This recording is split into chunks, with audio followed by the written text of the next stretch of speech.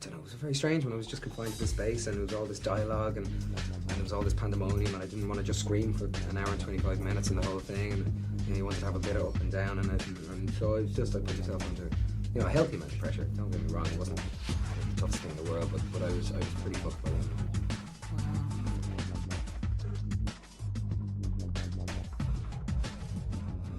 Daniel, I'm going to ask you first off if you mind telling us how you managed to get involved with Phone Booth, and can you remember the process of getting involved? Oh yeah, I had done a movie earlier with the director Joel Schumacher, a movie called Flawless with Robert De Niro, and Robert De Niro had recommended me to Joel Schumacher, and Joel, who was so great as a director and a person, he was a costume designer before he was a director. And he designed a bunch of early Woody Allen movies that look so great even today. So I was really delighted to work with him.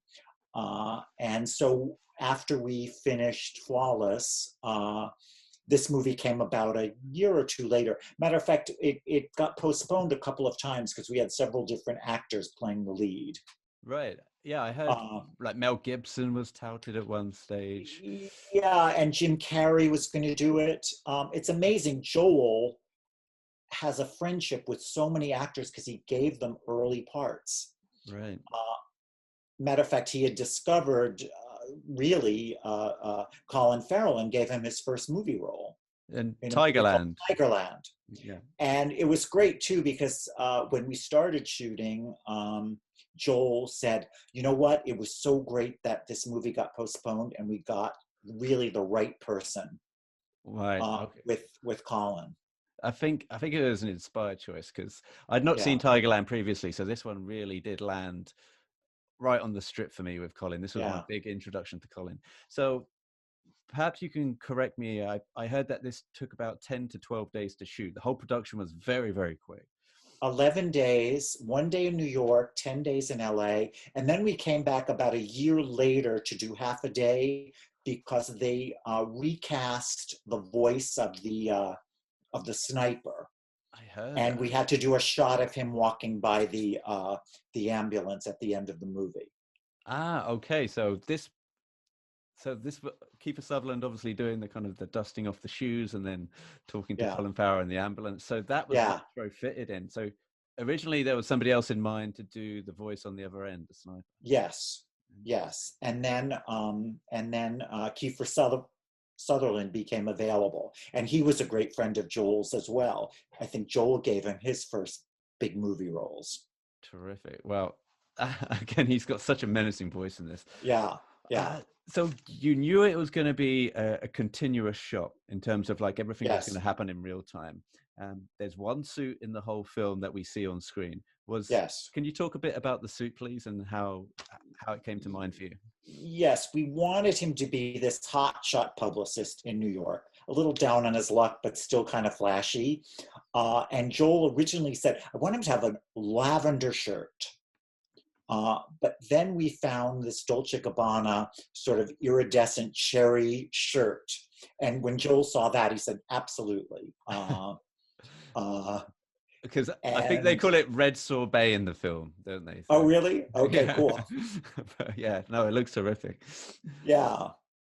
And so then you had the shirt first, and then the suit came afterwards? And the suit, yeah. And actually, it was Dolce & Gabbana made the suit for us. Right. Because we had a prototype, and then they sort of copied it. And it was it was early on in the skinny suit look.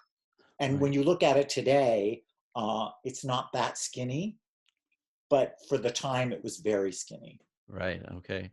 And now I'm curious. We know the film's kind of done in 80 minutes. It's in and out. Yes. It's shot in a very small space of time. But are you thinking I need 10 suits of the same for each day? Or do you feel like, no, it has to be a continuation shot, so the suit has to deteriorate with Colin through the film?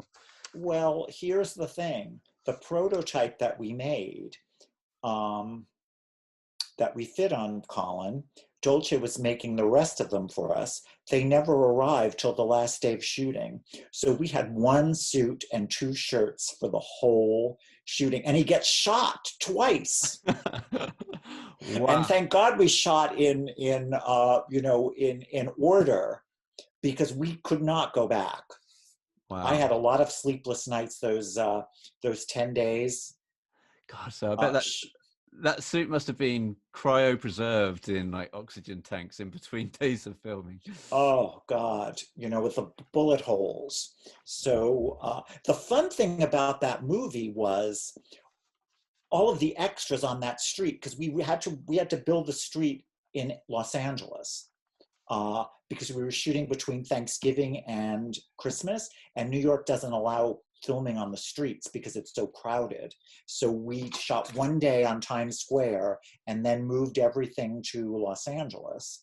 Wow. And the thing about the extras, because we had a couple hundred extras on the street and hotel workers and all these, and police, they didn't know the script. So when the gunshot rings out, everybody really jumped and hit the ground.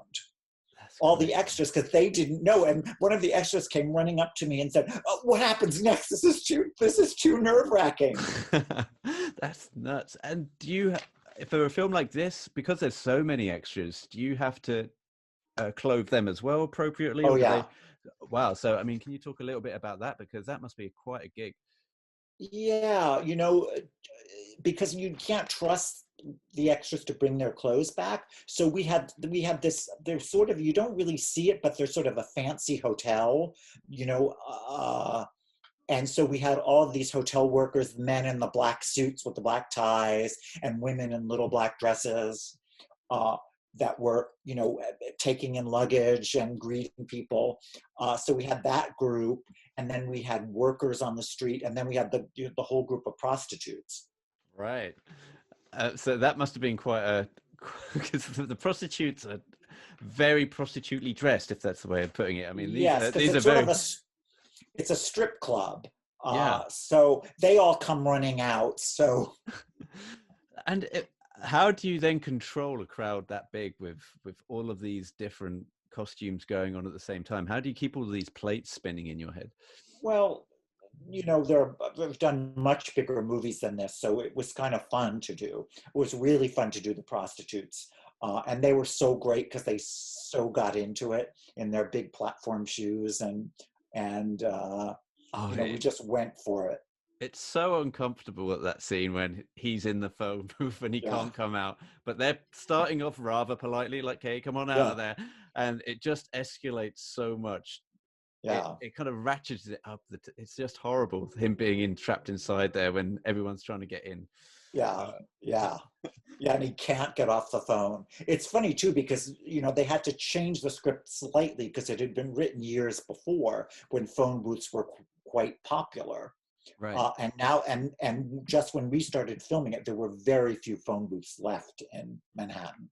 Interesting. I heard, maybe you can correct me on this, that the writer had the idea and pitched it to Hitchcock originally back in the day. Oh, that I don't know, but maybe. And then Hitchcock apparently said, "I don't have any reason to keep him in a phone booth." And then as soon as he had the idea of a sniper, then he kind of locked in the idea, and then the script came and flourished, apparently. That could all be hyperbole. That could all be... It sounds really good. I'll go with it. It sounds like a good story. I was going to ask you also, Daniel, the watch is quite a key feature for Stu in this film, because there's many times when he's showing it and there's many times when he's referencing it. It's almost like his badge of honor. It's what represents him. Like he's so kind of materialistic in this way, and that this watch is almost a spearhead of that. And then during the speech, when everything kind of unfolds for him, he even admits that his watch is fake. So I was wondering, does this fall into your jurisdiction where you have to also look at the watch? Yes. And Joel, is very visual, so he had a big hand in selecting the watch.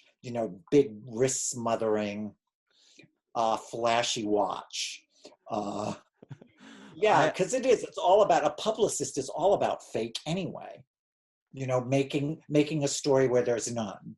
Yeah, and making it making himself bigger in the circles than he really is. Because he's not really doing very well as a publicist. Yeah. You know, he's juggling all of these sort of not great clients. Yeah, and it's interesting because he's got the intern and he's saying, like, you just at least have to go out and get one good suit. So I think he appreciates what style is and how important it is to project an image of class. But yet everything about him is kind of like this veneer of fakeness. So that was quite interesting. Yeah, it's his one good suit.